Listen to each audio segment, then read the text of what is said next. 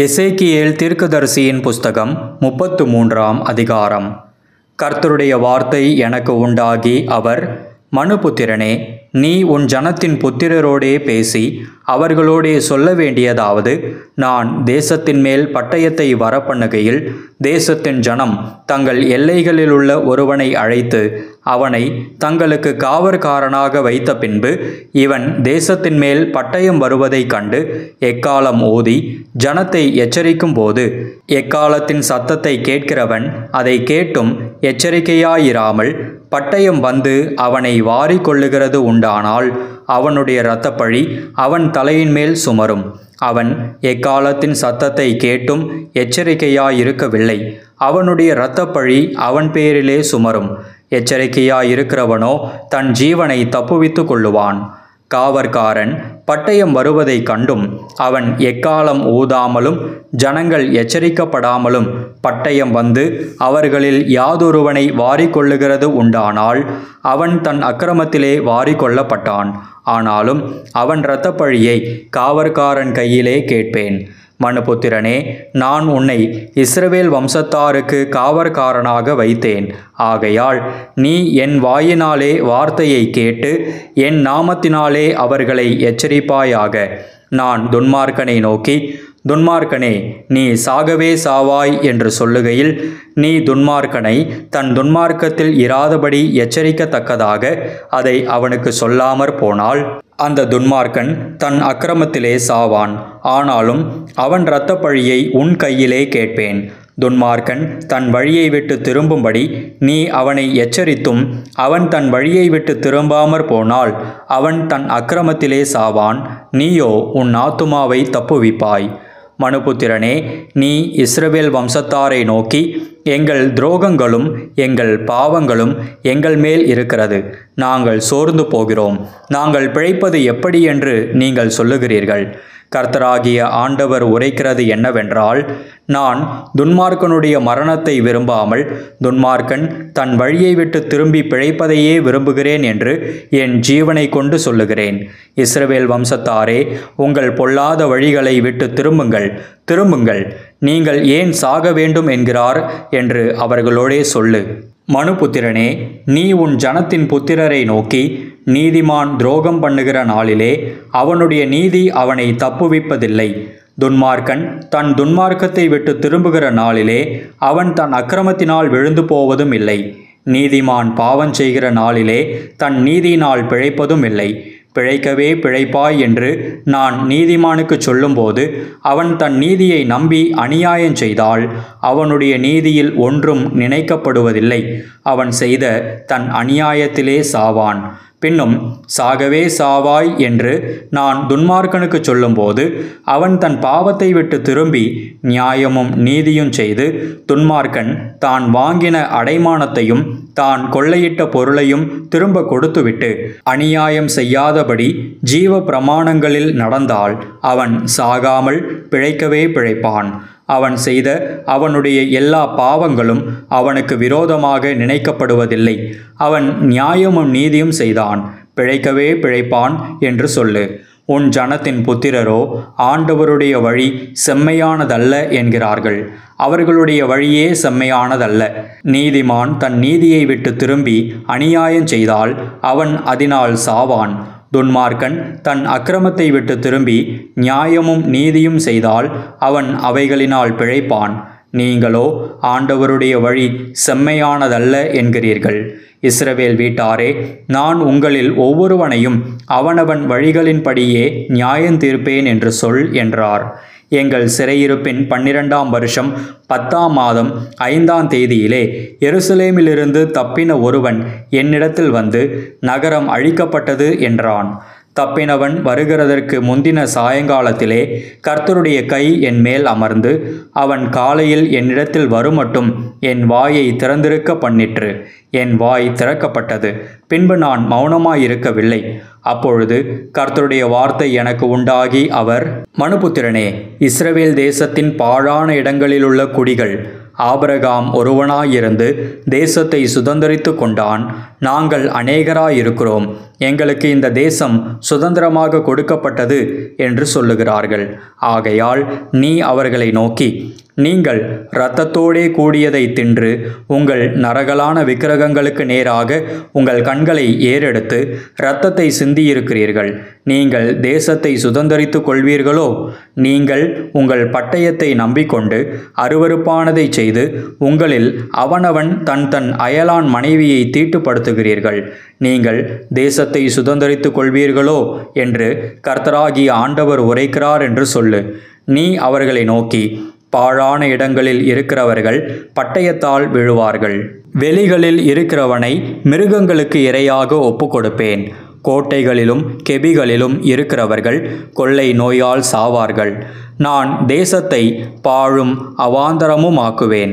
அப்பொழுது அதனுடைய பலத்தின் பெருமை ஒழிந்து போகும். அப்பொழுது இஸ்ரவேலின் மலைகள் கடந்து போவார் இல்லாமல் அவாந்தரமாய் கிடக்கும்.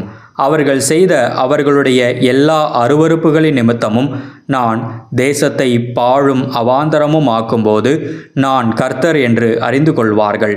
இதை என் ஜீவனை கொண்டு சொல்லுகிறேன் என்று கர்த்தராகிய ஆண்டவர் உரைக்கிறார் என்று சொல்லு.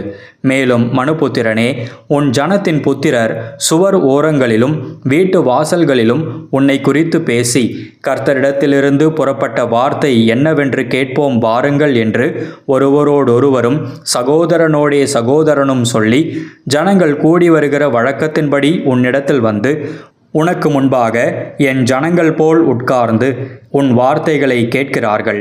ஆனாலும் அவர்கள் அவைகளின்படி செய்கிறதில்லை. அவர்கள் தங்கள் வாயினாலே இன்பமாய் பேசுகிறார்கள். அவர்கள் இருதயமோ பொருளாசையை பின்பற்றி போகிறது. இதோ, நீ இனிய குரலும் கீதவாத்தியம் வாசிப்பதில் சாமர்த்தியமும் உடையவன், பாடும் இன்பமான பாட்டுக்கு சமானமாயிருக்கிறாய். இதோ, நீ இனிய குரலும் கீதவாத்தியம் வாசிப்பதில் சாமர்த்தியமும் உடையவன், பாடும் இன்பமான பாட்டுக்கு சமானமாயிருக்கிறாய். அவர்கள் உன் வார்த்தைகளை கேட்கிறார்கள், ஆனாலும் அவைகளின்படி செய்யாமற் போகிறார்கள். இதோ, அது வருகிறது. அது வருகையில் தங்கள் நடுவிலே ஒரு தீர்க்கதரிசி இருந்தான் என்று அறிந்து கொள்வார்கள் என்றார். எசேக்கியேல் தீர்க்கதரிசியின் புஸ்தகம் 34ஆம் அதிகாரம். கர்த்தருடைய வார்த்தை எனக்கு உண்டாகி அவர், மனுபுத்திரனே, இஸ்ரவேலின் மேய்ப்பருக்கு விரோதமாக தீர்க்க தரிசனம் உரை. நீ தீர்க்க தரிசனம் உரைத்து அவர்களோடே சொல்ல வேண்டியது என்னவென்றால், கர்த்தராகிய ஆண்டவர் மேய்ப்பருக்கு சொல்லுகிறார், தங்களையே மேய்க்கிற இஸ்ரவேலின் மேய்ப்பருக்கு ஐயோ! மேய்ப்பர் அல்லவா மந்தையை மேய்க்க வேண்டும். நீங்கள் நெய்யை சாப்பிட்டு ஆட்டு மயிரை உடுப்பாக்கி கொள்ளுகிறீர்கள், கொழுத்ததை அடிக்கிறீர்கள், மந்தையையோ மேய்க்காமற் போகிறீர்கள்.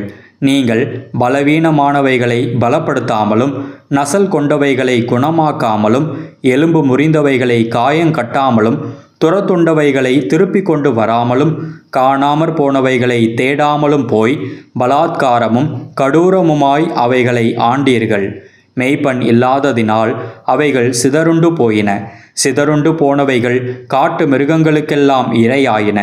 என் ஆடுகள் சகல மலைகளிலும் உயரமான சகல மேடுகளிலும் அலைப்புண்டு பூமியின் மீதெங்கும் என் ஆடுகள் சிதறி திரிகிறது. விசாரிக்கிறவனும் இல்லை, தேடுகிறவனும் இல்லை. ஆகையால் மெய்ப்பரே, கர்த்தருடைய வார்த்தையை கேளுங்கள். கர்த்தராகிய ஆண்டவராயிருக்கிற நான் என் ஜீவனை கொண்டு சொல்லுகிறேன். மெய்ப்பன் இல்லாததினால் என் ஆடுகள் சூறையாகி என் ஆடுகள் காட்டு மிருகங்களுக்கெல்லாம் இரையாய் போயின. என் மெய்ப்பர்கள் என் ஆடுகளை விசாரியாமற் போனார்கள். மெய்ப்பர்கள் மந்தையை மேய்க்காமல் தங்களையே மேய்த்தார்கள். ஆகையால் மெய்ப்பரே, கர்த்தருடைய வார்த்தையை கேளுங்கள். கர்த்தராகிய ஆண்டவர் சொல்லுகிறார், இதோ, நான் மேய்ப்பருக்கு விரோதமாக வந்து என் ஆடுகளை அவர்கள் கையிலே கேட்டு, மேய்ப்பர் இனி தங்களையே மேய்க்காதபடி மந்தையை மேய்க்கும் தொழிலை விட்டு அவர்களை விலக்கி என் ஆடுகள் அவர்களுக்கு ஆகாரமாயிராதபடி அவைகளை அவர்கள் வாய்க்கு தப்ப பண்ணுவேன் என்று சொல்லு. கர்த்தராகிய ஆண்டவர் சொல்லுகிறது என்னவென்றால், இதோ, நானே என் ஆடுகளை விசாரித்து அவைகளை தேடி பார்ப்பேன். ஒரு மேய்ப்பன் சிதறுண்ட தன் ஆடுகளின் நடுவே இருக்கிற நாளில் தன் மந்தையை தேடிக்கொண்டிருக்கிறது போல நான் என் ஆடுகளை தேடி மப்பும் மந்தாரமுமான நாளிலே அவைகள் சிதறுண்டு போன எல்லா இடங்களிலுமிருந்து அவைகளை தப்பி வர பண்ணி அவைகளை ஜனங்களிடத்திலிருந்து புறப்படவும் தேசங்களிலிருந்து சேரவும் பண்ணி அவைகளுடைய சுய தேசத்திலே அவைகளை கொண்டு வந்து இஸ்ரவேல் மலைகளின் மேலும் ஆறுகள் அண்டையிலும் தேசத்தின் சகல வாசஸ்தலங்களிலும் அவைகளை மேய்ப்பேன். அவைகளை நல்ல மேய்ச்சலிலே மேய்ப்பேன். இஸ்ரவேலுடைய உயர்ந்த மலைகளில் அவைகளுடைய தொழுவம் இருக்கும்.